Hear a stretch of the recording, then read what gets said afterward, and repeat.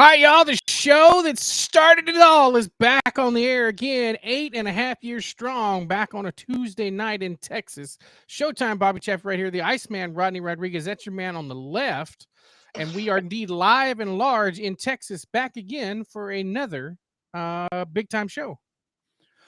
Hot over here, man. Hot over here. Yeah, it Putting it light 101 today in my little place over here. And from what I heard tomorrow, 106 in May. Shit. It's too much, man. It's too much. Yeah, it's a little bit much there for being trying to find this on Twitter and I've just lost this. What the hell am I doing?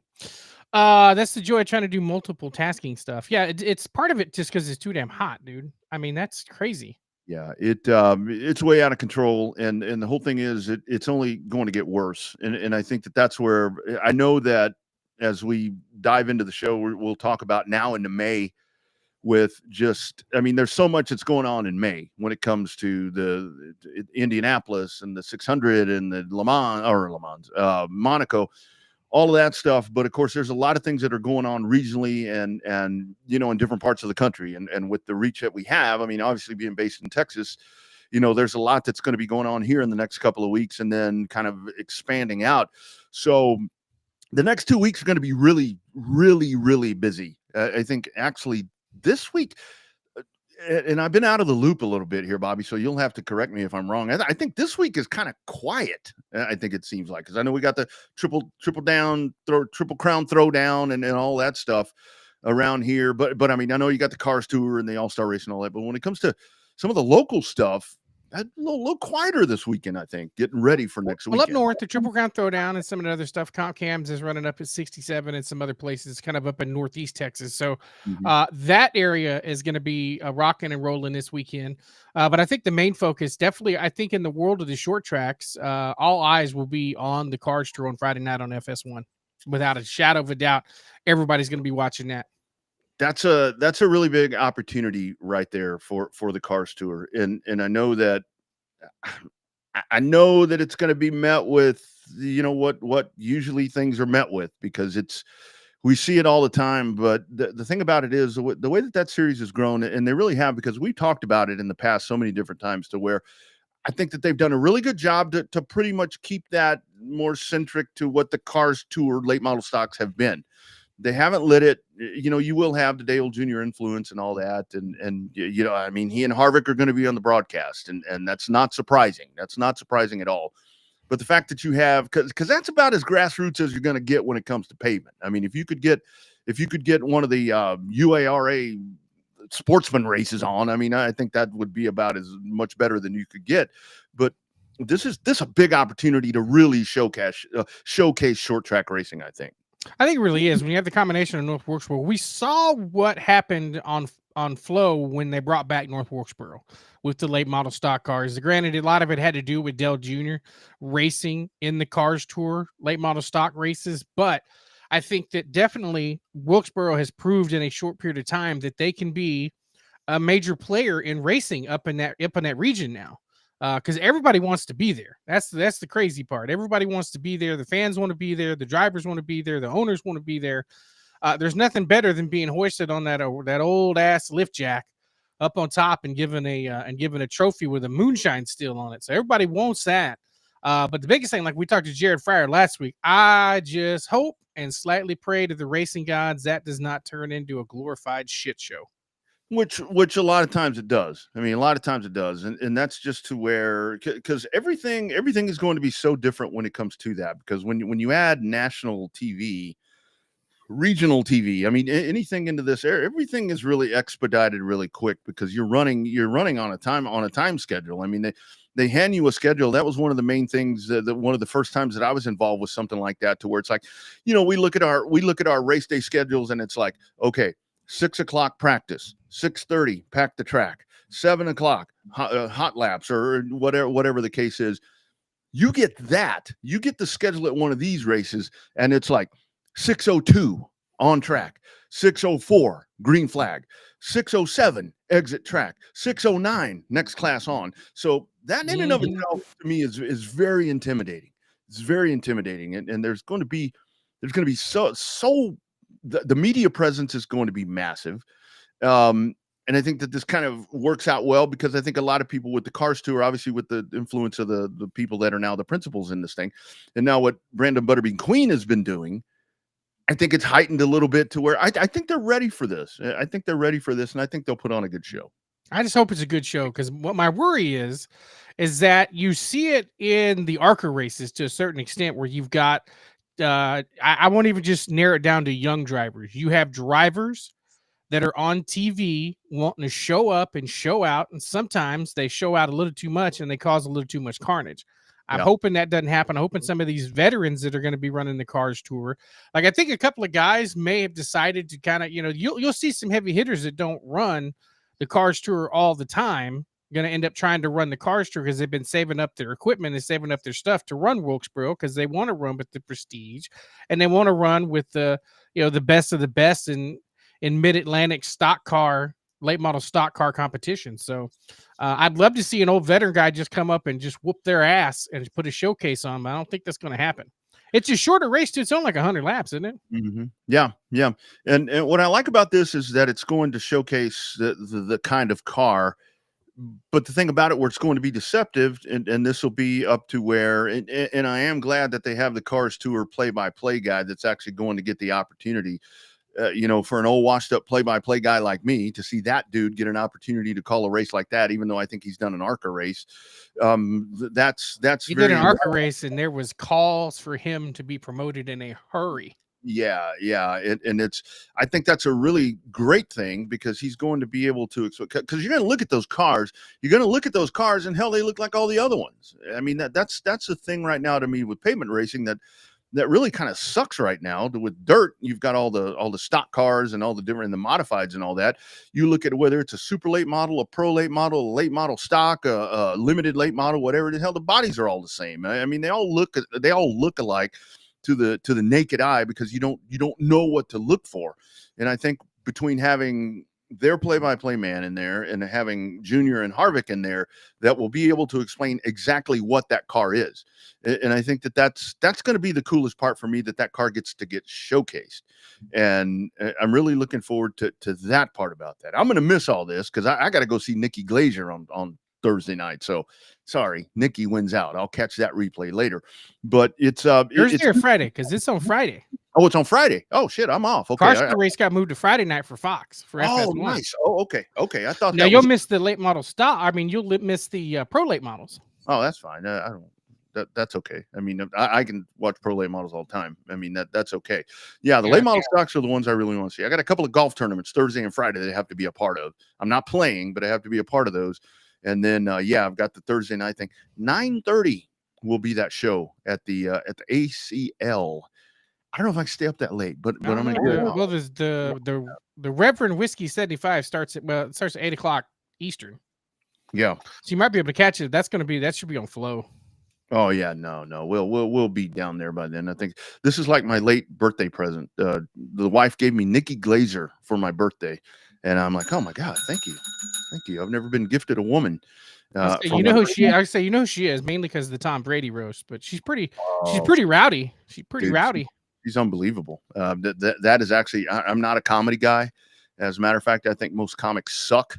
But I mean, a lot of people are like, you just like her because she's attractive. No, I like her because she's raunchy. That's the kind of comedy that I like. I like the old school comedy kind of stuff. So yeah, that'll be my Thursday night. But yeah, I think the late model stocks and yeah, absolutely. Because I was talking about this on the Kentucky Derby on the show tonight. I'm sorry, by the way. And we are presented by Audiovisual Consultations, and of course, On Demand Shirts. On Demand Shirts having a great On Demand Shirts night at Cotton Bowl Speedway this past Saturday night. A very busy Saturday night with multiple tracks in the same geographical area running, and that's probably something that we can touch on because we do have a little bit of extra time because we were set to talk to our man Logan Beardon, who had a really good run in the late models, a very much needed run, and he was set to join us. He's of course a Central Texan. Got a call from him about an hour and a half ago, and he of course is an employee of a major race team. He's like, they need me to do some stuff. Is it okay? I'm like, dude, I wouldn't have even called me. just text. I can't do it. I got a job. I've got work to do. But yeah, so great program. So we got a little bit of time, 7:35 or so. We're going to talk to PJ Egbert, who won the Baby Blue Harcrow Memorial at Heart of Texas Speedway. So we'll still have a guest for you all. And feel free to jump in on the chat. It's wide open. That is presented also by On Demand Shirts. Give us your live thoughts if you're listening on Racing America, on RevvedSportsShow.com, all the different places on these Facebook pages that are all tied in. We'd love to hear from all you guys. I don't even know where I was going. I just knew I had to get all that in. Schedule on Friday. If you got a ticket for Friday, it's loaded. Well worth the money for the ticket on Friday. You've got at 5:05 p.m. NASCAR Cup Series practice with the Open and the All-Stars. 6:10 NASCAR Pit Crew Challenge presented by Mechanic Wear. Your Open qualifiers. That's different this year. You get everybody's qualifying together. Whether you're qualified for the All-Star race or going in the Open, everybody's qualifying together. Nice. Which is good. It showcases the team. Now, when I say together, they're going to have all the Open qualified cars together, and then you have all the All-Star qualifiers qualifying together with the Pit Crew Challenge back to back. But same time frame, same kind of deal. And then that's at 7:05 for the All-Star heat qualifying, and then you have the at 8:15 Eastern time Window World 100 ZMAX Cars Tour late model stock race at 8:15 to close out that night. So that now. I don't know what all is going to be on FS1 other than we know the Cars Tour race probably go live about 8 o'clock on FS1. And then as far as whether or not I'm sure the Pit Crew Challenge and stuff is going to be on TV, even if you have to go to Prime. I'm sure it's going to be on TV. That's too big of a race to not have. So. Yeah, you know what I actually did on Sunday, because I got home. I got an early start out of Corpus and got myself home. Obviously, Mother's Day, and belated Happy Mother's Day to all you mothers out there, fathers that are mothers. Thank you all. I mean, obviously, we don't need to go on that too much, but hope everybody had a good day. I was able to get home and watch a race, and I actually, it's again one of those things where, as honed in as I am in to streaming, obviously, because we've been streaming before streaming was cool, is one of the things that I like to say with this program. But I didn't realize that I had Max. And I guess that's a prescription that we have, because the women in my life like to watch stuff that is on HBO Max or Cinemax Max or whatever Max that is. I don't even know what that is. But I saw that I had an account, and I rode with Kyle Larson all day. So it's neat. I watch it on my tablet, dude. It was great. The in-car stuff on the tablet is on that. Oh man! So by the time that I was done, I had the race on not the race on. I had the race space on the main TV, and then on one of these, I actually had Larson. I'm riding with Larson, listen to everything that's going on with that, and then over here, I had like 4 guys in the 4 box. I didn't know what that really was. I had looked for that before, but I was looking for it on Prime. And yeah, that was actually pretty cool. But again, I know that's more money. That's more money. You have to chase it. You have to find it. I get all that, but it's a pretty damn cool little advancement, in my opinion. Well, when TNT does the Cup races coming up, that will be streaming on Max as well, as far as I know. The Cup races will continue to stream, and then they will also still have the driver cam. TV schedule, found it. You have a lot of that stuff's going to be in FS2, the qualifying, pit road practice, and stuff like that. The main qualifying for the All-Star, qualifying All-Star Pit Crew Challenge for the Open and the All-Star cars will be on FS1 starting at 6 Eastern. And then 7 Eastern between that time window will be on FS1. So it's going to lead in. Basically, if you park at about 6 o'clock on FS1 Eastern time, 5 o'clock our time on Friday, it'll just walk you right in all the way through to the Cars Tour race. So not private, but a DM I just got on Twitter. So I'm assuming this is coming from the Racing America feed. It says, "Are you having a natty light?" Yes. You must be new to this program. If you see me having anything but this, it is a special occasion. It's a gift. Yeah. Somebody left it here. Somebody left it here, or I found it. That's it. It's going to be one of those. Yeah, that's yeah. That'd Well, be a new. That's got to be a new listener. Thanks for listening for the first time. If you just now noticed the natty lights. yeah. Welcome to the Revved Up Sports Show. That is part of just how this show has just been that ghetto for a long time, and that's just what we do. You know. I So think it's in my Hulk Hogan All American beer out of that's the what fridge. that's what I was going to say. So that's the thing when you'll see me doing that. If you see a beer in that guy's hands, he's drinking the more fancier stuff. He's drinking the more. Although I do know a lot of famous people that drink this, they just don't admit it. They just don't admit it. I mean, Busch Light, proud sponsor of racing, and a premier partner of the Cup Series. So you got to support. It's not like you're supporting an off-brand. I mean, you are supporting the sponsors that support the sport. It is funny to me to go to different places. It doesn't necessarily have to be a NASCAR race, but I see it more at the NASCAR venues to where it's like, obviously they're going to sell you the 16-ounce, 25-ounce Busch Light, or whatever it is. And I see all these people, usually the females, that are posing for pictures. And when you get people at an event like that, and it happens at short tracks too, where if you're going to take a picture, you have to have a drink in your hand. I mean, it just makes you, I guess, cool to have a drink in your hand. You see those ladies with that Busch Light in their hand, and I'm like, you have never seen one of those in your life. And here you are, loving all over that can. The Busch Light is a pretty can, very pretty can. Blue mountains. Just like the blue eyes and some of the girls take pictures. There it is. That's exactly right. That's exactly right. When's the last time you saw somebody get white girl wasted on Busch Light? It's been a hot minute since I've seen somebody get wasted on Busch Light on the female side. But, usually it's a White Claw addiction or something like that. Oh, shit, wag. Oh, sorry. Wrong show. Jeez, here we go. Bobby, I was at Buck Days this weekend. I saw that. That's different. That's different. I saw a different that clientele. That's Busch Light heaven over there. Yes, I saw that a lot.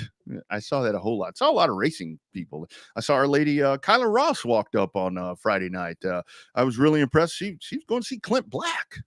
Young lady like that. Yeah, young lady like that going to see Clint Black. It was really cool. Yeah. So, good time in Corpus Christi. Always a fun time there. All right. Since we don't have Logan and we have just a little bit of time before PJ, I'm going to go down this road and probably regret it. But so I was actually following a thread on one of the channels that we're on. You'll know which one when I bring this up. Today it was Tony Breidinger featured in the SI swimsuit thing. And it's just so funny the way that this came about, because the comments, I mean, you can, if you folks haven't seen that, you can go find that. And I'm sure it's out there. It's on everybody's radar. It was a slow news day today. Yes. And the reasons why and all that. But today, because one of the other streaming things, and we should be paid for as much as we advertise all these streamers. Tubi is kind of the Tubi is one that I watch during the day, because when I'm working, I'll just kind of leave the races on. And so this week is really cool because you've got all the North Wilkesboro old races are on. So I saw the 82 race and then the 83 race was on. And I saw this before this whole thing came up. Ronnie Thomas, great short track racer in his time, NASCAR. If you look at him as a NASCAR driver, you would look at his career and say, yeah, he was kind of, maybe not the success. That dude was on Nothing has changed. Nothing has changed, because 1983, he had a wreck. He got knocked out. He's on TV and he says, y'all need to give me more money. I need more money. I don't have enough money to compete. So as much as now it's like the money thing, it's always been a problem. Now it's just people like Tony have ways of getting it that Ronnie Thomas didn't, or you didn't, or I didn't, or insert whoever didn't. There's other ways to acquire funds to go racing nowadays, and Tony's not the only one. We've seen some other young ladies that were actually trying to get on this program for a real deal professional interview with some of these young ladies, but we've seen it. I mean, it's not a bad idea, right? What's the number one term in marketing? Know your audience. I mean, know your audience. I mean, you got a little top side heavy there, a little bottom side heavy over there. Show it off, get some money, go put it in a race car, go for it. And I will say with her, I mean, the whole thing is, I mean, honestly, the whole thing is with any driver, lady, female driver, is, I mean, just go down the list. I don't think it was so bad with Janet Guthrie, and if anybody ever said this about Janet Guthrie, I think I'd kick them right in the balls, because you deserve that. Is that they can't drive, they can't race, they're going to make mistakes. You got a lot of dudes that are in spots that do the same thing. And I know that a lot of people will call that out, to where it's It's not limited to one specific double chromosome there. Exactly. I mean, but if you go back, and this is why I was thinking about this when I was watching the 1983 race, because if you really go back, and this is for some newer fans, I'm going to show a little bit of age here to just educate you on some things. I mean, like when Darrell Waltrip and Junior Johnson, like, let's just say, for example, that one, when that came about, that was where the Pepsi company was going to be the sponsor. And Pepsi was going to spend this kind of money on Junior Johnson's new team, because Cale Yarborough was going part-time. He was going to go do his thing with MC Anderson. They wanted Darrell Waltrip in the 11 car to run the Mountain Dew brand. And they would do anything that they had to do to get him in that car. Different time, because Darrell Waltrip was very accomplished, but it was the money. Darrell Waltrip had a contract he had to get bought out of with Dyguard. That was, I mean, for that day and time, just outrageous. I think it's $200,000, Bobby.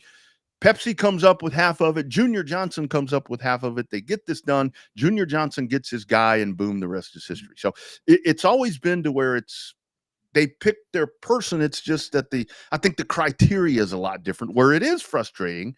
Darrell Waltrip versus Tony Breidinger. I'm not trying to insult Darrell Waltrip, but it's always been this way, where money drives it all. Money drives it all. Well, it's always been about money. We've said that before on this show. The difference is, before, money found you, right? A lot of times, like you just said, Mountain Dew wanted Darrell Waltrip, right? They wanted him with the best team at the time was Junior Johnson. That was finding money. Darrell Waltrip needed that money to get into that car.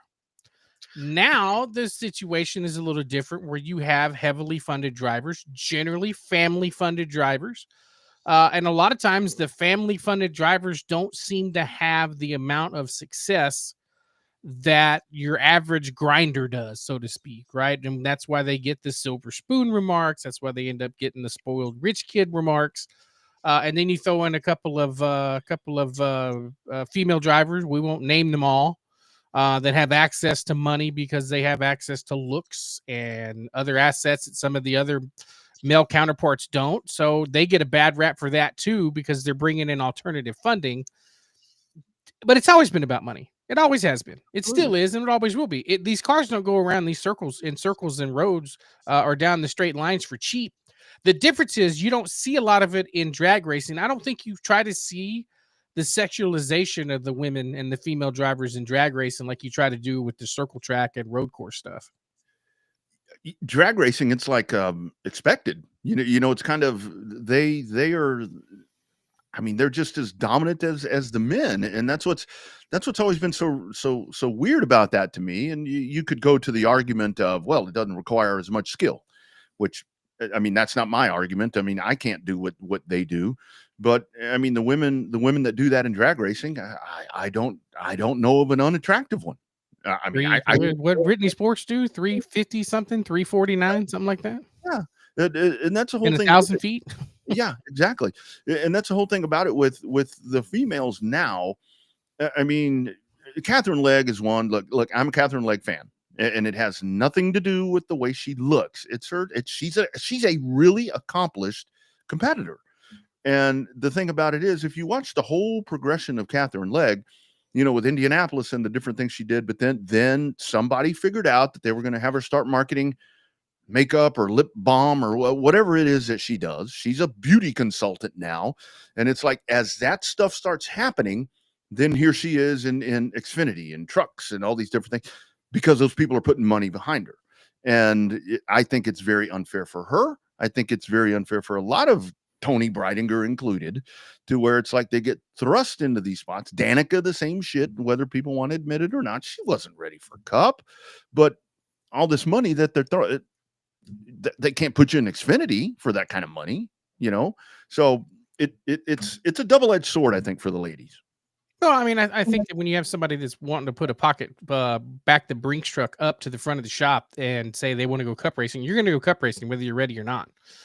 And I think that they just get kind of the unfair rap. And I was at Rockingham when she missed the race in the Jordan Anderson third or fourth Jordan Anderson car, Mhm. and that wreck that she was involved in very early, the one that took out Casey Kane, that was Mhm. not her fault. She just got plumb run over on that deal there at Rockingham. So that was a bad deal for Casey Kane too. Just wrong place, wrong time. He could have. I think he could have contended and tried to win that race if it wasn't for that collision early on. So And then I mean, but it's the whole thing, like with Breidinger in this situation, and good for her, by the way. And I will tell you, I mean, the fact that whether she can drive or not, the fact that she is on the Sports Illustrated swimsuit thing, and of course that's the other thing. Who reads that? Well, apparently a lot of people, because they're in an uproar that she's on it. That's good for our sport. I mean, that's eyes on our sport. The Catherine Legg thing, there at Rockingham. I mean, what I saw immediately is, well, you're going to get run over if you're 40 miles per hour off the pace. I don't think she was quite that far off the pace, but that's a really tough thing. But it always comes down to where now this sport, and even on the local level, to where it is, to where it's very much marketing driven. You do look on the at ABC Speedway, local track, whatever, 1, 2, 3 racing series, that you will also find that you may have people that are maybe not a Bubba Pollard or a Casey Roderick or a Bobby Pierce that are in really, really good situations because they have the power of the checkbook. And that's where kind of the whole thing with this was watching Ronnie Thomas go back to where I'm a good race car driver. I just need somebody to give me money. Somebody was talking about that in 1983, and they're still doing it in 2025. well, yeah, I mean that is. That is. I mean, it's the problem with the whole Tony Breidinger thing is that I'm trying to think of a nice way to say it without sounding really mean.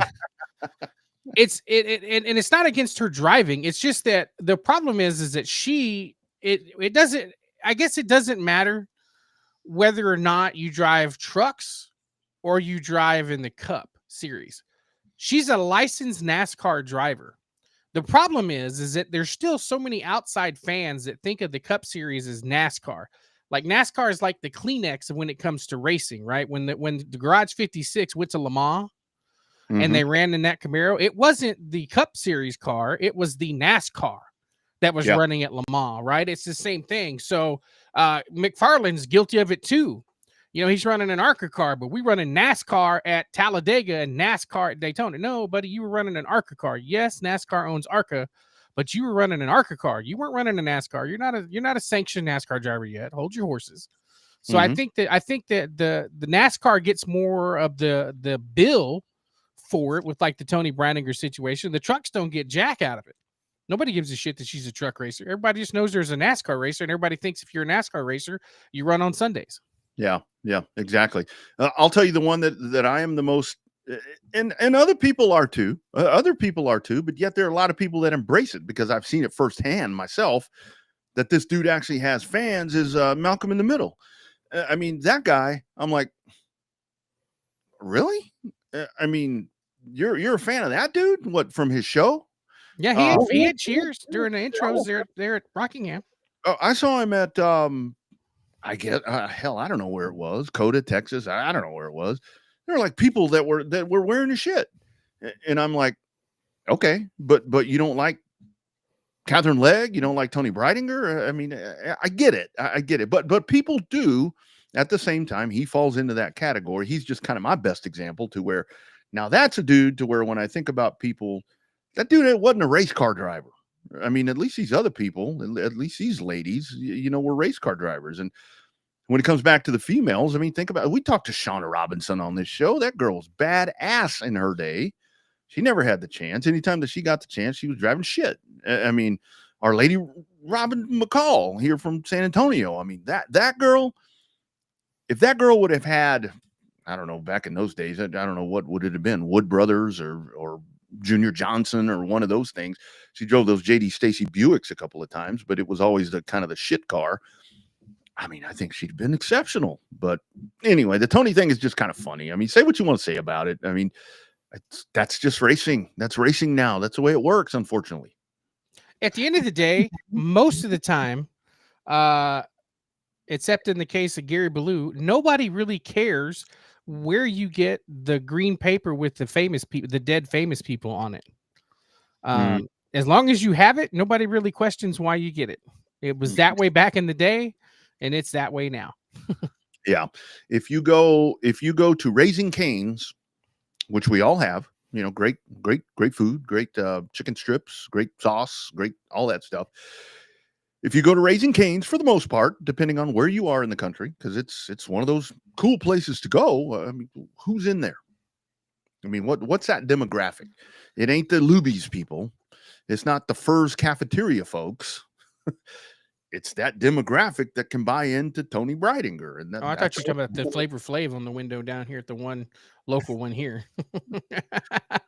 Hell, he's NASCAR too. I mean, so he's a part of it too. So that's just the way that they do that now. So anyway, that's a rabbit hole that was just kind of random today. But I thought about that when I saw that, to where I saw Ronnie Thomas, because that dude was a really good race car driver. And this is where we go back to, you mentioned Gary Ballou. I mean, think about it, that dude. And this really is for everybody to prove everybody else's point right, is the more you learn about racing. And I do say, if you're a newer fan, go research some of these more veteran or drivers of the past, because go back and look, the Allisons and Darrell Waltrip and Neil Bonnet and a lot of these guys that were great Grand National drivers. Look how they did work through the short tracks. I mean, because that's the way typically it should work. Like, how's it work in baseball? You kind of graduate yourself up and you get to the minor leagues, you get to AA, you get to AAA, and eventually you get to the show. That's the way it should work, but that's not the way it works, because now marketing and all this shit that we're doing and been doing for almost 9 years, this is what sells, and this is what brings people in. And it's what people listen to now. We're having a conversation at work today talking about how people that, granted, most of them were all listening. I listen to the sports podcast at different things like that. But, they were talking about listening to the different podcasts. Back in the day, you'd have a little mini AM FM radio and listen to the local, DJ spin the hits all afternoon, on Magic 95.5. Now everybody listens to it on an app, either a recorded show or, some people listen Sirius XM, whatever the case may be, iHeartRadio. So it's, by the way, you can find us on iHeartRadio and the recorded podcast stuff. We're on iHeartRadio, among other places, as well as iTunes, since we're down that rabbit hole. Shit, we're with all them cool people. I know. We're with all them cool people on the iHeart. That's pretty cool. I like that thing you sent me that day where it says, iHeart says, catch RUSS. That's cool. If you listen to us, it will pop up as a suggestion to listen to us again. It says, hey, don't miss the newest episode of RUSS. And I want to tell you folks, because going through the process of getting that on there, it wasn't something to where it's like you just submit it and they're like, okay, shit. Well, they were like, they wanted all these demographics, and I had to send all this different crap in there. And I'm like, I call Bama Brown. I call my man Bama Brown, and I'm like, dude, I need some help here. He's like, you're on your own. I don't know nothing about that. So anyway, apparently, if iHeart likes it, it's a good thing. So that's not a bad scenario at all. But it's funny that you mentioned that, because something else that I was reading, this was yesterday, to where it was podcasting and streaming has killed radio. Was kind of the article that I was reading, and I'm like, no, it really hasn't, because the thing about it is, with radio, you can only get to a certain point. Podcasting, we're in the Austin area, you can listen to it. We got people that listen to this shit in Mexico. We got people that listen to this in Canada, Japan. You can't hear KVET in Canada. Yeah. Well, if you have the app. But, well, yeah. But what is that? The apps and all that is a glorified podcast. It's a glorified podcast. Man, I don't know. You got me all riled up. All right, let's go to the hotline. And we had a huge event this past weekend over at Heart of Texas Speedway. Of course, the world famous Heart of Texas Speedway, as we like to talk about it all the time. And that really was a big one, where a rescheduled event out there. It was the Baby Blue Harcrow Memorial, very special event there to a lot of people out in that area. And the IMCA stock cars showed up in force. Top of the heap after it was all done. Our man PJ Egbert. How you doing, sir? Good. Thanks for having me on the show. Absolutely, man. Absolutely. So, kind of walk us through the whole thing with the Baby Blue. It was supposed to happen, then it didn't, and then you had some extra time, and more people showed up. Just kind of talk about how impactful the stock cars are there at Heart of Texas, because they show up there every time. Yeah, they've really picked up a lot. I mean, the mods, they'd kind of died out, and then the mods took off. And then when the crates come out and the mods kind of died out, and the stock cars have really been the show here lately, the last few years, and at all the tracks, the way I feel. Absolutely.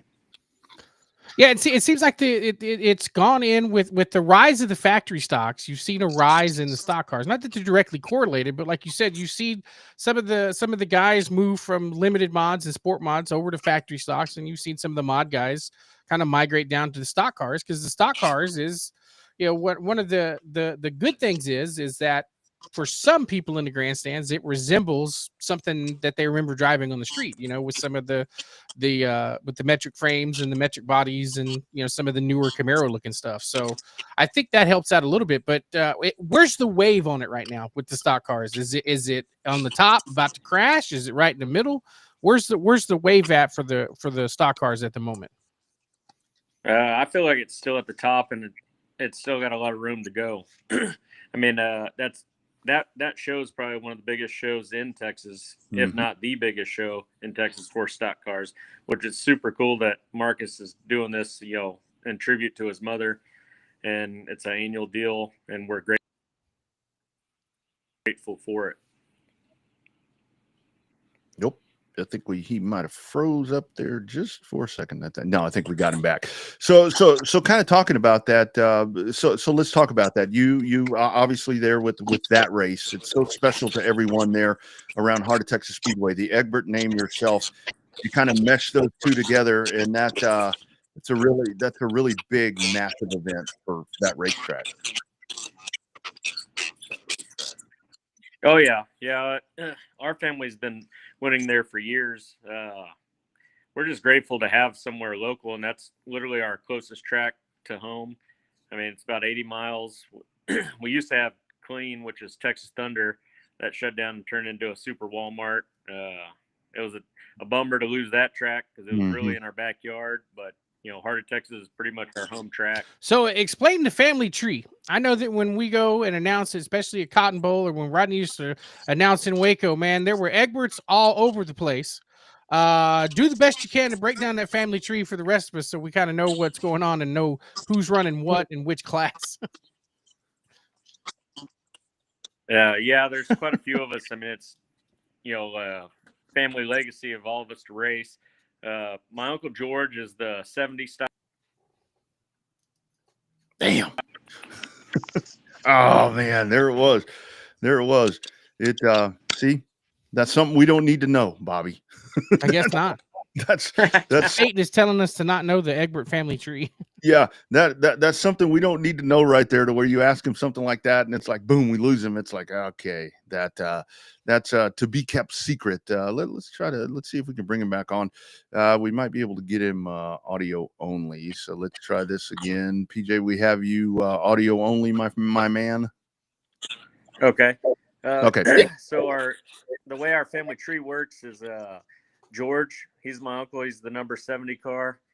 Then his son, GW, my car owner. Trevor, his other son, he drives a stock car. One of Trevor's boys races a factory stock rider.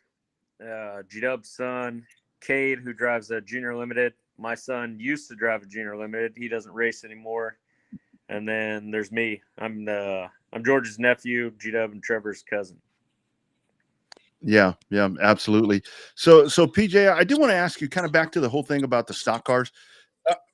What I like about the stock cars is, even though that the factory stocks are kind of the cool thing, or whatever we want to call it, the damn stock cars, that's nationwide. Factory stock is big in this part of the country, but to me, the big deal is that those stock cars, they can go run anywhere. And to me, that's a really badass thing.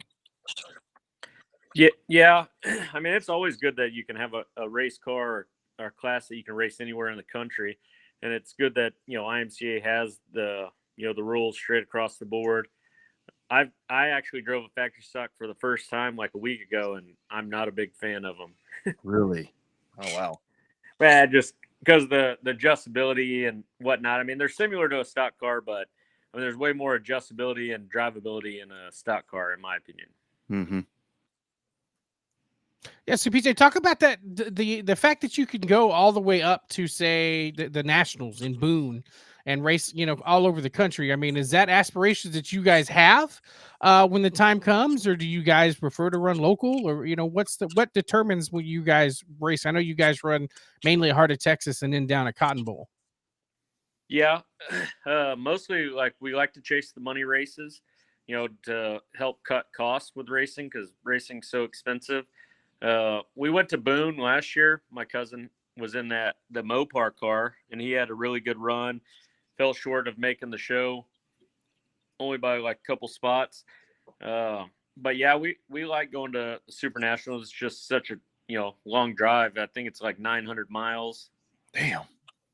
But I mean, it's really fun. I mean, you don't really get an aspect for racing until you go to something like that. A week of racing. I mean, I forget what it's equivalent to a normal track. They normally tell it's like 5 or 7 years of racing in 1 week. My goodness, that is unbelievable. Unbelievable. So Bobby mentioned right there, PJ, let's talk about, I mean, Cotton Bowl, obviously that's one of our tracks here in our backyard. And a lot of our friends around the country are starting to realize, I mean, with that track big, fast, very deceiving what a great racetrack that is. Yeah, I mean, I wish more fans would get out there. I mean, maybe it's a little bit too far of a drive for them. I mean, they deserve the crowd for sure because of all the hard work they put in. But yeah, I mean, we really like racing there. My cousin likes it mostly. They brought on the junior limiteds, which ultimately the future of racing is getting the kids involved, and we look forward to supporting them as much as we can. Yeah, absolutely. Oh, that stole my thunder, man. That was going to be obviously with the family legacy. It's easy for you guys to get, or say easier, right, to get the bug to get into racing. What's it take for these junior limiteds and other aspects to get this next generation of racers in there? Because a lot of kids, they don't have cars, they don't know anything about cars. Hell, they can't drive a standard transmission.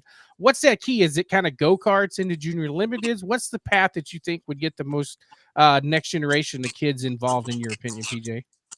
The biggest deal is just getting out to the races Mm-hmm. and getting an aspect of be in the pits and see what it takes, as far as the work ethic that the teams put in to make sure their car makes it in time, and the adjustments they're making and stuff like that. They do for the junior limiteds. They're all automatics, so the kids don't have to know how to drive a standard for so that it's easier for them. But if there's any kids or parents that want to get their kids involved, I mean, feel free to come see me or my cousin at the races. We'll help as much as we can. Isn't a great thing, PJ, a couple of years back when this was really taking off, when Joe and all of you guys teaching them what the flags mean, how to start a race, all that. That's so important because a lot of kids these days, they just get thrown into a damn car, to go out there and race. Oh yeah, and then it was awesome that Joe Spillman and Selby Holder were doing that. I mean, it's good that the kids learn early. Mm-hmm. As far as what the flags mean and stuff like that. I wish they did it more at other tracks as far as that kind of stuff, and more safety. Yeah. I feel like safety is not pushed enough, and that's in all classes. Yeah. I think a lot of times some of the older dudes need to have that class, if you know what I mean. But that's my thought. Yeah, some of them need some driving lessons. Love it. So, PJ, in terms of the overall aspect of racing, right? Rodney and I come from a racing background. Obviously, you're from a racing background. We talked about getting the kids involved. What's it take to get these fans involved, right? How do we get the next generation of fans to come to these races? Obviously, there's a little bit of surge with COVID, but we're 5 years removed from COVID. Some of those people stayed, some of those people left. What's the next key? Is it just advertising? Is it social media? Is there some kind of magic formula none of us have thought about yet? What's the key to get? You said the grandstands to Cotton Bowl need some help. What's the key to get them in there? I think it's all those aspects. The advertising, the social media, the word of mouth. A lot of times, like in the DFW area, when we race Kennedale, they'll do like car loads. Like $5 a car or whatever, and everybody in the car gets in for that amount versus it costing a bunch. And just getting the people involved, and I feel like once they go once or twice, I think they'll be hooked just like the rest of us. Yeah, absolutely. That's a great point. I love that point right there. So lastly, PJ, we kind of went down the family tree. How many more Egberts do we have in the chute right now that are going to be at some point on the track? So my oldest son kind of quit racing because he's at the age, he's a teenager. He's more into the girls and going to the gym. My middle son, he's 7, going to be 8 this year.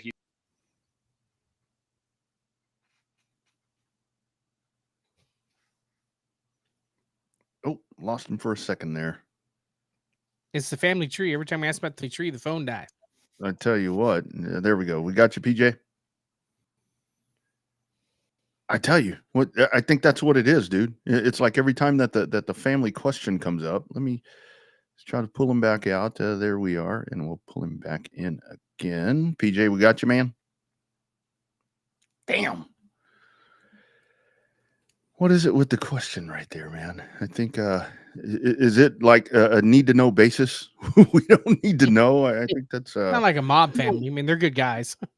Kind of what it's all about. I mean, he's still there. I don't know what happened here. So this is what we do on the fly. We produce this bad boy on the fly.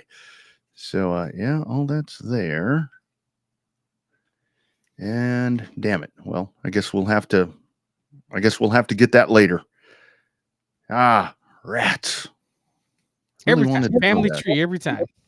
Really wanted to know that. We'll try it one more time, see if we got him on the sound. PJ, we got you, man. Nope. Well, that's okay. We will get that answered. We will get that answered. I promise we will get that answer because I want to know that because that was one of the things where, like when I would announce in Waco, to where it's like, here's another Egbert. And I would say that. I'm like, here comes another Egbert. And it was when you talk about those families, man, that is just, there's been, I remember, and this is how far back, I mean, this goes for me because obviously, with Colleen with Stars and Stripes, which later became Texas Thunder, I remember you had the Egberts there, but I remember it at Austin. I mean, George Egbert, and I would assume that was George Egbert Sr., raced in a late model. He was racing against Slick, Keith Riethmeyer, David Trooper, all those guys on pavement. It's like that they go back that far. Jeez, that is crazy. To the pavement days, for crying out loud. Old school. You are showing your age tonight, by the way. That's like the third old school reference you made today. I know, man. I don't know what it is. I think I'm feeling my old sentimental side right here. It was watching that stuff today with that Ronnie Sanders and all that, or Ronnie Thomas and all that stuff that I was talking about earlier. That's what it was, because I started watching that, and it's like, man, I kind of reflected back to my childhood, back when that stuff used to be on ESPN. Did you watch it? Did you get to see race? Yeah, you would have been like 92. Yeah, you would have seen races on ESPN. I mean, I started at late 80s. And I say that because you're younger. I mean, you're younger than me. I don't mean whatever. Yeah, I started watching in the late 80s. I mean, we didn't get, I mean, that's when everybody started getting cable, was the late 80s, early 90s. I mean, that's when the boom hit. Yeah. When you heard Bob Jenkins, Benny Parsons, and Ned Jarrett all day long. So yeah. Benny Parsons was on that broadcast today. It was I don't remember who all that was. Larry Newber was in the pits. I'm gonna try this one more time to see if we got PJ. PJ, you there, my man? Still want the answer to that question. Damn it. All right. In the words of from Good Times, the mom from Florida, the mom. Damn. I wanted to hear the answer to that. But so that's why we're live. Now, some places would edit that shit out. We don't, because that's what happens when you go live. So yeah, you get the full thing. Get the full Monty right there. But we'll get the answer to that and have it for you next Tuesday when we do this again. So this weekend coming up, a couple of really cool events that I'm looking forward to is you have Pensacola's doing it. Pensacola, who is it? It's Pensacola, Mobile, Montgomery, right? Yeah, the cruise thing, to where they're going to do the for the sportsmen 3 races, and whoever wins that like gets to go on a cruise. I mean, now that's how you try to get people to the racetrack. Now that's how you get mama to get Yes. her old man motivated to get his ass to the racetrack. Yeah, yeah, and but I got to tell you, so before we came on, I was watching, and this was so I'm watching this, and they were doing the in the groove on Racing America. It was on right before we were, and they were talking about this big thing, and the sportsman driver that they roll out is Jonathan Langham, and I'm like, now, to me, that just, when I think of a cruise, Jonathan Langham is the first guy I think about. A friend of the show, by the way, been on the show multiple times. It's like when I think of a fancy boat, and I think of dudes out there, you know, sitting on the whatever that thing is called. I've never been on a cruise. I get seasick. It's like that. One of the first 3 people I think of is Jonathan Langham. God. But I mean, when you want to talk about people that might win that, he's probably the favorite. He's probably the favorite. Yeah, that's, well, you gotta do what you gotta do to get him in the racetrack. I saw the thing about the where Augie Grill is doing the thing with the double there with Montgomery and Pensacola. That's cool with the bonus money for the best average. If you can win both, it's 1,000. You got the best average finish, you win 500. So that's pretty cool. Yeah, yeah. All right, here we go. And I got it via Facebook Messenger, and that's the whole thing right here. This is where technology is so good. PJ says, my middle son Preston, who is 7, is in the go-karts. I've got a 21-month-old Peyton, who I'm sure we'll see both of them on the racetrack very soon. So there's at least 2 more, and that's 2 more in the pipeline. And that's just from PJ and Brittany. So there you go, right there. The family tree will continue.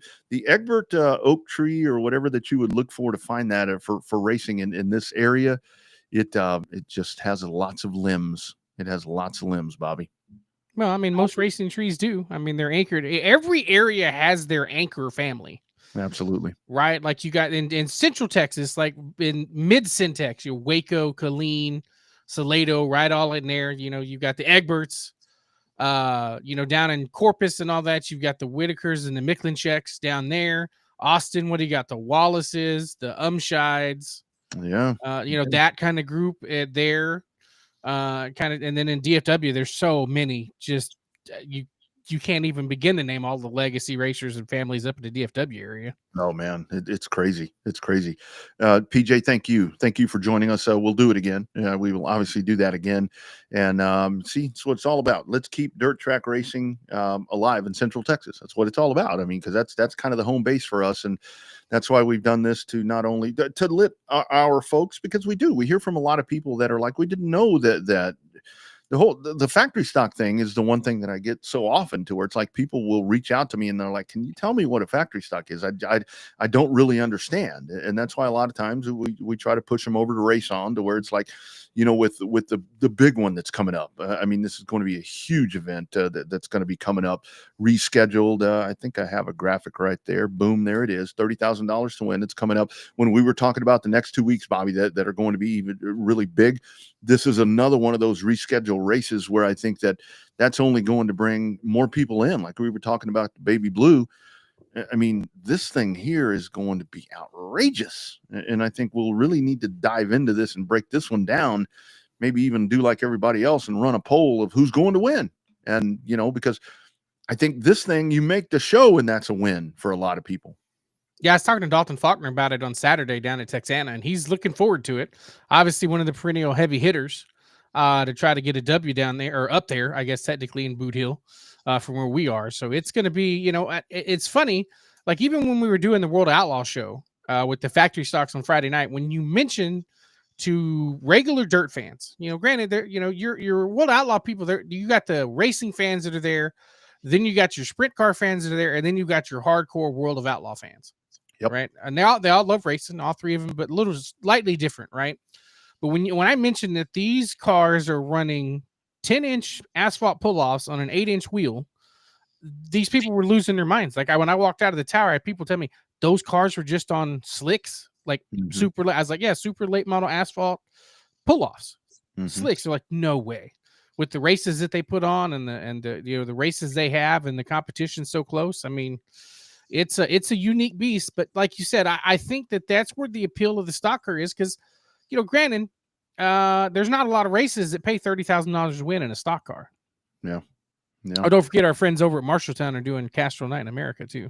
Well, and with this, I mean, because you have this that you're going to have, and I think that's kind of to what like PJ's talking about, because him being a stock car guy, I think if I drove an IMCA stock car for a fair amount of time and I dove into a factory stock, I think that I would have the same opinion that he had to where it's like the adjustability. And I mean, that was when I went to a dwarf car from a stock car. Obviously, the car was way different, but the one thing about it that I was just so intrigued and I think it made me a better driver in that car was we could go in there, and if there was something I didn't like, I could change one corner of the car, because you could change everything like we talk about with the stock cars, to where you can go in there and change all that. And it made me a much better driver. It was like, oh, you're a better driver in that car. Well, I'm a better driver in that car because I can go in there and adjust it the way I want it, to where with the other car, it's just kind of there and you got to work with it.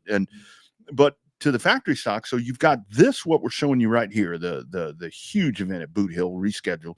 But then the week before, you've got the Triple Crown Throwdown. And again, you can see all this, our friends over at Race On, to where you've got on the 23rd, 1,500 to win at Sabine, the 24th, 1,500 to win at Boot Hill the weekend before, and then Arklatex, 1,500 to win there. And they got a point fund in there to where, series point fund, first $1,000, $400, $300, $200, $100. People are going to say, well, that's not a lot of money. You don't get point fund regularity for 3 races around here. So that's a damn big 2 weeks that are coming up for these folks. It really is. I mean, just the fact that, they're the King of the Hill, what, space 20 or 25 to win? I think so. They're at Boot Hill. Now you got a $30,000 to win. I mean, there'll be guys coming from building. There's guys that we've heard that are on a national level type driver that are building factory stocks, brand new high dollar factory stocks, to come in and win this $30,000. Absolutely.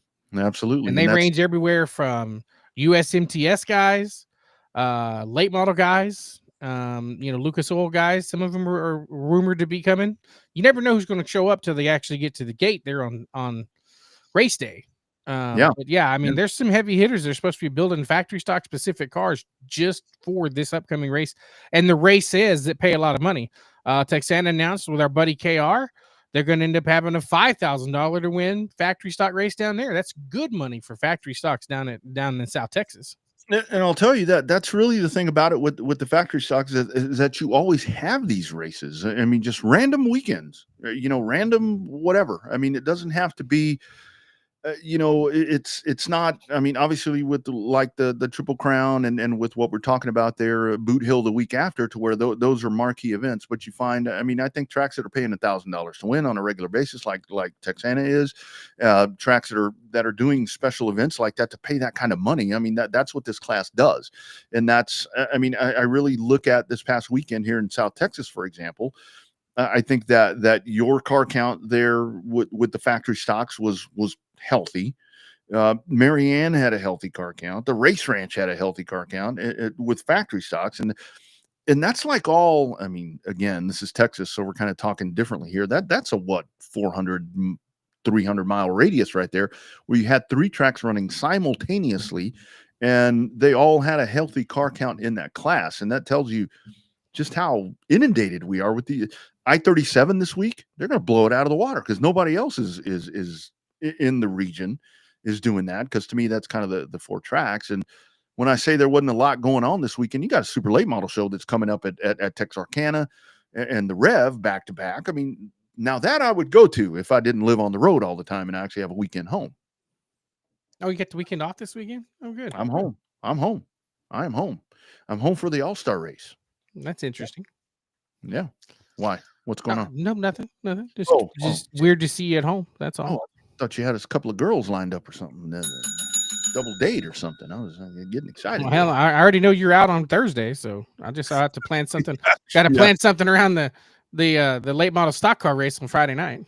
Yeah, no, that so the super late model is $5,000 to win each night there. So that's really cool there. But yeah, with the factory stocks, that's I mean, that's 2 big weekends that are going to be going back to back, and man, it just tells you how that thing has blown up. Speaking of blowing up, obviously our show presented by On Demand Shirts. On Demand Shirts has blown up into one of the coolest things that you're going to find. It's really cool. I saw James Cole on the preview show at Cotton Bowl Speedway talking to our man Milton. God damn, James, he talked to Milton before he talked to us. I know. Golly. We have to do some renegotiating, right? That honestly, Bobby, I would talk to Milton before I talk to us. That dude's a high roller, the Alamo Dome guy, for crying out loud. Hell, now he does the Brahmas. Yeah, they have another Friday night game coming up this weekend too. Oh, nice. Yeah. So yeah, James Cole, On Demand Shirts, great folks right there, the official providers of Revved Up. I mean, we've got the cap, we've got the shirts. We got all of that stuff. We'll post a link. I think there's a link somewhere to our in this description of the online store there where you can get some of that stuff. Now he's working on my merch for my new line of clothing. That's what I was going to say. You've got the Dirty Air stuff. You're going to have Bobby stuff. I mean, all of that is there. If you run into Bobby or I at a racetrack, you're going to run into Bobby before you run into me probably. Ask us, because I know I carry a duffel with some stuff. I know Bobby does as well. So ask, and you can get the 5-finger discount there, because they're probably going to hand it to you and just let you have it. But On Demand Shirts is really launching and doing some really cool things. And one of those things is the STEM series. Big race this past weekend at Cotton Bowl Speedway. It's Chris Morris over Chris Gallion, Chase Dowdy, Jared Maupin, and Cameron Starry. So again, you saw it firsthand yourself a couple of weeks back. The STEM series, you want to talk about blossoming? That On Demand Shirts presence is really factoring in right there. They're paying a really good purse. They're paying a really good points fund. And it has resurged, I think, the IMCA modifieds here in South Texas. It definitely puts a unique spin on it for sure.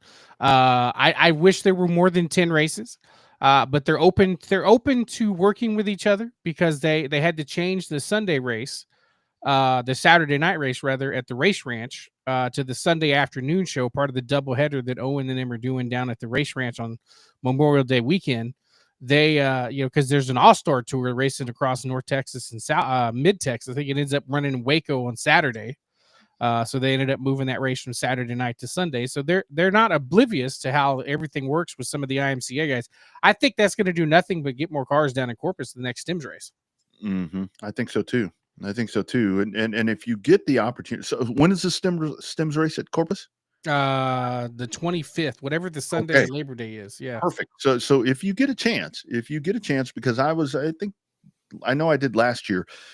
I was there for both days of that. And that was really a great weekend to go. Actually, last year, we Tracy and I made a weekend out of it. We actually went down.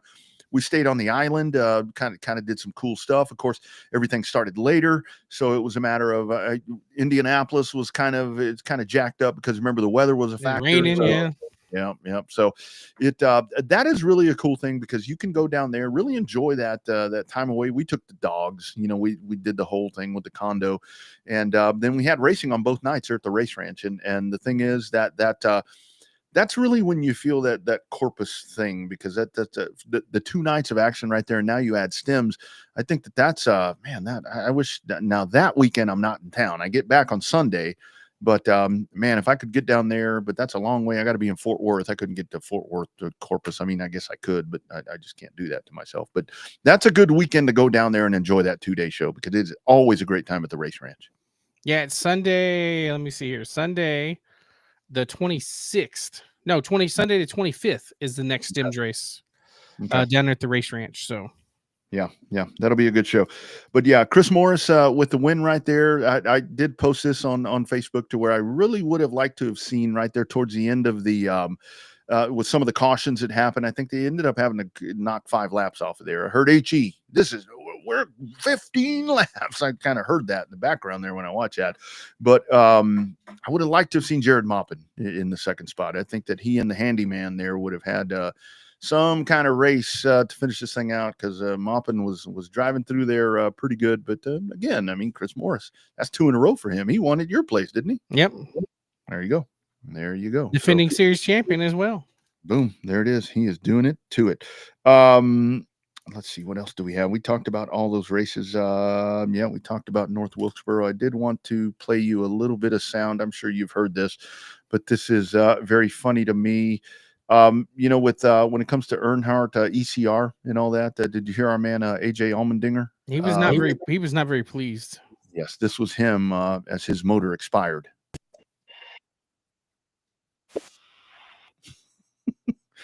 Well, that's got to be a great shot. That's got to be a great little confidence booster right there when your driver says they're on the same campus. Yeah, well, he ain't lying. And he's disappointed. He went from being in this top 16 in points. I think he's 25th now, after a couple of really bad races and a blown motor. Like, he's dropped 10 points in the standings. I wouldn't be happy either. Yeah, I don't blame him, and they do. I mean, it's like they're so good on Saturday. It's like I mean, any chance to channel some of that energy into. I mean, I know Ace has got some top 10s that he was kind of riding. I don't know if he was top 10 this week, but I know he was riding like a 3-race top 10 thing there, right there. But it's like, man, you're so great on Saturday. I mean, what? I mean, I'm sorry. I mean, Saturday is great. I mean, the Xfinity Series is great, but I mean, Sunday's kind of when it counts, I think. But I don't know. I mean, if Saturday's good, whatever the case. But have you heard the highlights of the Actions Detrimental podcast with Kyle Busch and Denny Hamlin cutting it up? I have not. I have not gotten to that. It's almost as good as the Harvick and Junior one. Oh, nice. Okay, and that I'm glad you mentioned that, because those are the two guys, Allmendinger and Kyle Busch, were the two guys I wanted to ask you about here as we get ready to wrap this thing up. Is so Kyle Busch, to me, I mean, obviously talking about the car, I mean, not happy with his performance. I mean, and it does suck to see. It's one thing when you have these drivers. We talked about Darrell Waltrip, you know, as Darrell Waltrip kind of started to fall off or whatever, you know, you kind of expected that. To me, Kyle Busch is not. His performance does not really, to me, equate to his ability. I don't think Kyle Busch has lost ability. He is just in a spot that's not, here it is, conducive to what he's doing right now. How long before he just says, that's a middle finger thing. How long before he says that to Cup Racing and goes and races dirt, goes and races late models? I think he's getting really close, dude. I don't know. I think he's still trying to leave the door open for him and Brexton to race together. He's always said he wanted him and Brexton to race together in the Cup Series. I don't think he's got that long of a shelf life. But I could definitely see them racing some truck races together here in a couple of more years. Yeah, possibly. But this is where I'd like to see him land in a spot where I don't know where he could land. He landed in the only available spot he could land in.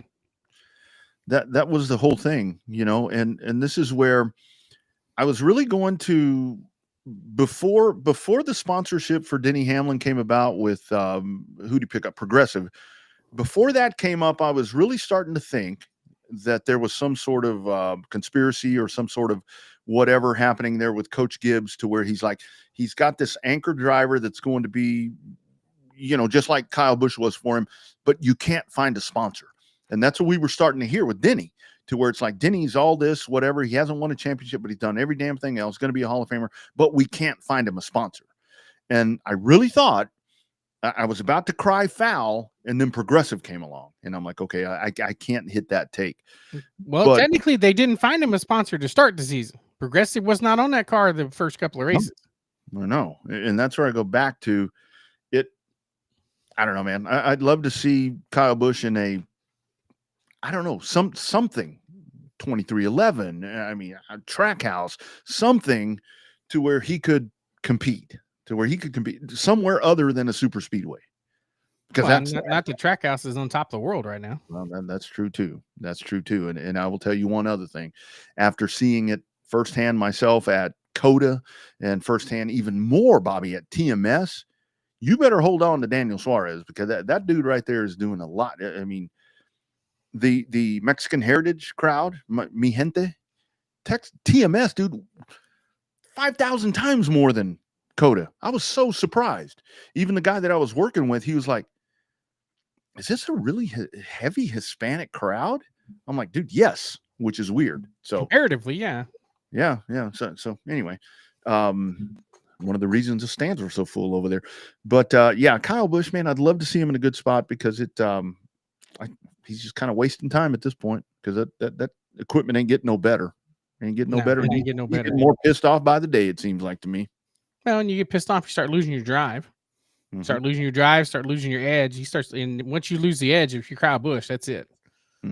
That's what's kept him. Yeah, it's this. He mentioned it in the podcast with Denny Hamlin. He says it's this car. He says, you know, the best drivers in the world, all they do is just run into each other and beat the hell out of each other. He says these guys just run in and hit the wall, expect the body to pop right back out. And so, you know, put them in a Gen 4 car where you get to steal bodies and you just touch somebody and your day is done. You're screwed. When you knock the fender in, your arrow's done, knock the fender in, cut a tire. Like this new body has made some of these guys a little bit braver, but yeah, it's definitely, you know, this car has changed a lot. Some for the better, a lot for the worse, but we'll see. I still think that I don't know exactly what they're going to do next. I mean, I just don't see them increasing the horsepower because it's not going to do any good because you're not going to, the last thing that we heard in Charlotte was that they're going to allow new engine combinations and do balance the performance like they do in IMSA. I don't see how that's going to work with the twin turbo V6 racing against a fully fuel injected aspirated V8. But you know, I mean, NASCAR's not stupid. They'll get it figured out. They're going to piss everybody off by trying to expand and trying to do better. But well, I mean, I have to tell you one of the things to me, and again, you know, having had race cars and whatever over the years. I mean, I don't want to see stuff get tore up. I mean, I've said it for a long time. If cars are going to get tore up, I'd rather see it happen to the Cup guys because they have a lot of money and they have plenty of cars. You know, rather than a short track guy because you've got to do that yourself out of your own pocket. But the fact that these cars go for these crazy rides and wreck and bounce off the safer, I know it's a safer barrier or whatever, but the fact that all that happens and it just keeps on going. I mean, it's very video game-ish to me, where it's like, you know, until you've been to toe link, then you're screwed. But yeah, and that's a weird thing to me with this car is that it can take a pounding, and then you got that you know, you've got that one little weak link, which I guess it's kind of the equalizer with the whole thing. But still, even with that, a lot of times you see these cars that have these massive wrecks, and the like you said, the body's not even hurt. It may be scraped up a little bit, but the old ass end is cocked in because you broke that little weak ass toe link. So it's very video game-ish to me, and I get that. I mean, I totally get that to where that's what you're doing now, but the other thing that I took out of this weekend was kind of going into and listening to Sirius XM Channel 90 and all the different stuff, talking about going to Kansas and how a lot of people thinking that Kansas is the mile and a half that, and it has, it's produced best racing. I'm sorry, the Texas race was better than what we Kansas stunk the show up on Sunday.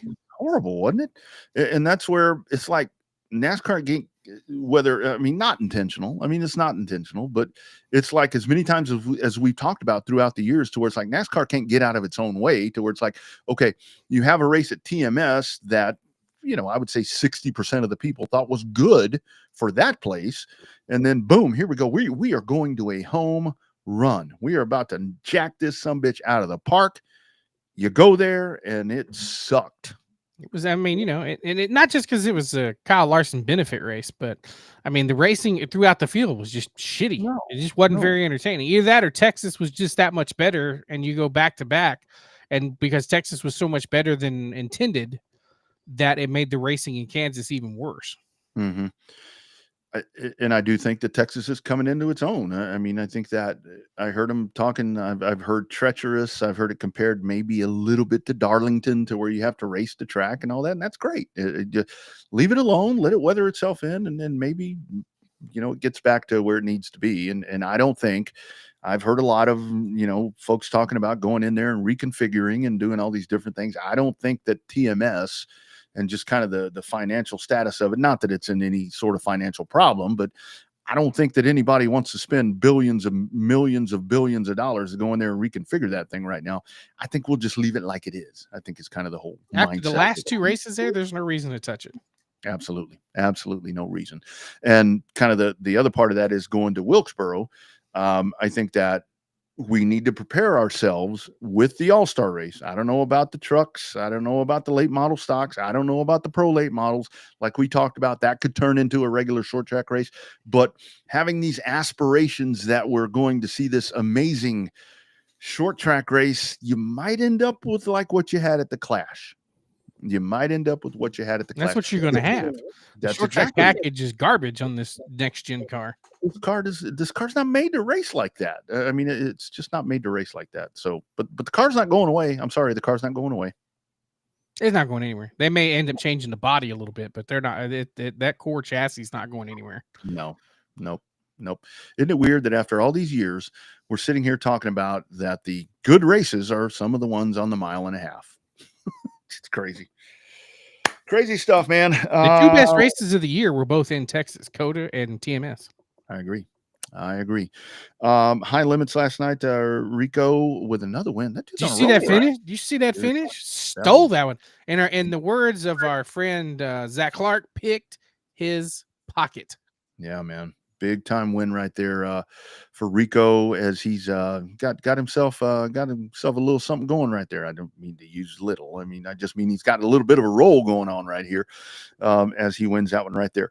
Oxford Plains is on Racing America tonight, so you actually had that. I don't think it's really affecting our viewership because we seem to have a lot of people on. That's why we continue to roll on right here. And like Bobby said, really cool weekend coming up for, I think, short track racing with that Cars Tour, especially on Friday, that you're going to get to see some of those guys. You get to see one of our play-by-play guys that gets out there and gets to showcase one of the coolest series, in my opinion, the coolest series. No offense to our friends at Southern Super Series, whatever, UARA late model stocks, or where it's at with the Cars Tour, and the nation's about to get to see that. So tune in and check it and support it. Yeah, it's going to be a lot of fun to see a diamond in the rough going to be shining, hopefully in the most positive way possible. Yes, sir. Absolutely. Great program right here. Kind of fell apart on us a little bit right there, but hey, the miracle of social media, we still got to finish the interview with PJ. We just did it on the chat. So there you go. Lots of ways to check in right here. Yeah, lots of ways to get the content nowadays. Anyway, that's right. So what are you going to do this weekend? You don't have a race to go to. I don't have no idea. Like, I'm off. Like, I don't know. Like, I have back-to-back weekends off. I'm probably going to go to Cotton Bowl on Memorial Day weekend. I wish I could go to that. If I don't go down to the beach to the race ranch. Mm-hmm. But I don't know. Like, I have no idea what to do this weekend. It's so weird to be off on a weekend. I don't know what I'm going to do. Yeah. I'm gonna hang around the house. Luckily, the chores and all that for the most part have been done.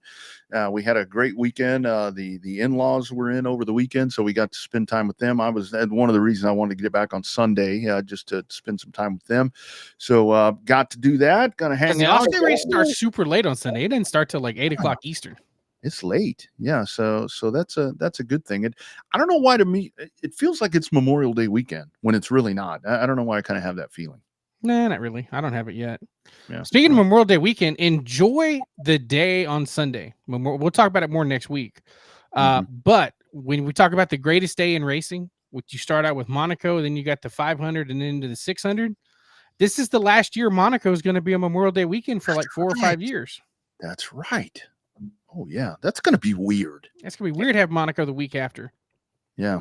So what's in place? What's in its place? Nothing. They just moved nothing. It. Oh wow. No, well, sleep in a little bit. Yeah, it's weird. It's going to be weird. Of course, then you don't have, when Fox not carrying the 600. You're going to have the 600. The 600 is going to be on Amazon Prime. Oh yeah, that's right. That's right. The people piss and moan about that. Well, and speaking of that, and again, it's something we can get into next week when it comes to the 500. That is what I definitely will do this weekend. I did see that I have it somewhere here. I think I have it over here. Hold on, that's the wrong one. This is the one. I did see that they finally got on the track today. Will Power was the fastest on the track today, and he was 2:27. 227 was his speed. It rained a lot over there, so they'll have that coming up over the weekend. Apparently, the highlight of the day was our man Pato O'Ward trying to make sure his helmets got delivered. So that tells you what the rain delay did. Kyle Larson only went 221 today. Yeah, and that's he's going to be a contender. Yeah, 45. He did openly say though, if he makes the Firestone Fast 6, that he won't come back to. He said he'd rather race for $1 million and start 6th than try to miss the $1 million race. Yeah. That's going to be fun to watch. I hope that Mother Nature cooperates, because I know we've had a lot of really good drivers that have attempted that. But I think that, I mean, think about this. At his age, I mean, if this dude could go out, I mean, I know it's very far-fetched to say that he could win the 500 and the 600, but this dude could win the 500 and the 600. He is that good. He could definitely run well in the 500 and still contend to win in the 600. Mm-hmm. Yeah, I think so. So hopefully that weather does hold out and we get to see that. He is the defending Brickyard 400 winner. That's right. That's exactly right. So that will be on the smoked their ass at that race too. Yeah, he did. That'll be on the to watch list for me, is going to be watching qualifying for the Indy 500. I know this year there's 34 cars, but hey, that's all right. It's still cool. That whole format, it's just cool. I mean, when they start bumping and doing all these different things, bump day and all that, I mean, it's the still battle for the last 3 spots now. So oh man, you know, it's still so intriguing to watch it, and that will be this weekend. All right, great program. Thank you to PJ Egbert for checking in and having that conversation. If you tuned in for Logan Beardon, we will get him, like we said, duty calls, so he had to go to work and do some different things at his job with a NASCAR team. So we will totally forgive him for that. And always we will get him back on. You guys have a great race weekend. If you're going to be up in the northern parts of Texas into Louisiana and the different places, check out. Weather should not be a factor. It's just going to be hot. Oh man, that's where, for all of the folks that have been complaining about the rain, you're going to be wishing that you could get a renegade shower, because I think those days have passed for a while. Although I did see that you're going to have in the next couple of weeks, we'll get a little bit more of that, but it ain't going to be this weekend. You know, Memorial Day, that weekend, that we're going to have something that always happens. Yeah, something somewhere. Yeah, not this weekend.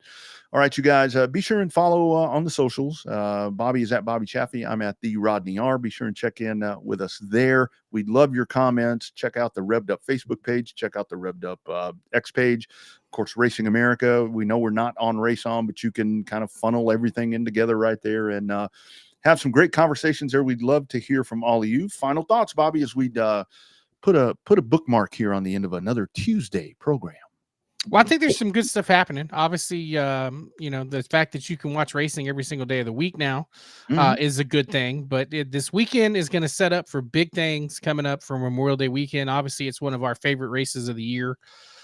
Race weekends, race days, whatever you want to call it, with Monaco, the 600, the 500 and 600. So we got a couple of weeks to get ready for that. All-Star race, I'm keeping an open mind. I don't know how much it's going to do to keep an open mind about it, but I'm trying. I think the race is. I think the race that's going to steal the show is the truck race. Mm-hmm.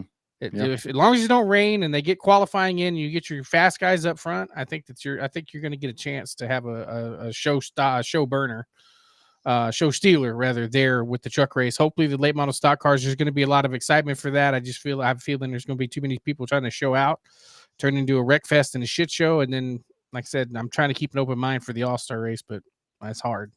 Yeah, absolutely. This damn car. But anyway, well, we'll recap it next Tuesday, 7 o'clock Central, 8 o'clock Eastern. Check in. It is the Revved Up Sports Show. We do it live each and every Tuesday at those times. We look forward to seeing you then. We'll get your comments and do it all one more time and preview a huge weekend that is to come. Bobby's down south. I am up north in Texas. We'll see you guys next Tuesday on the Revved Up Sports Show.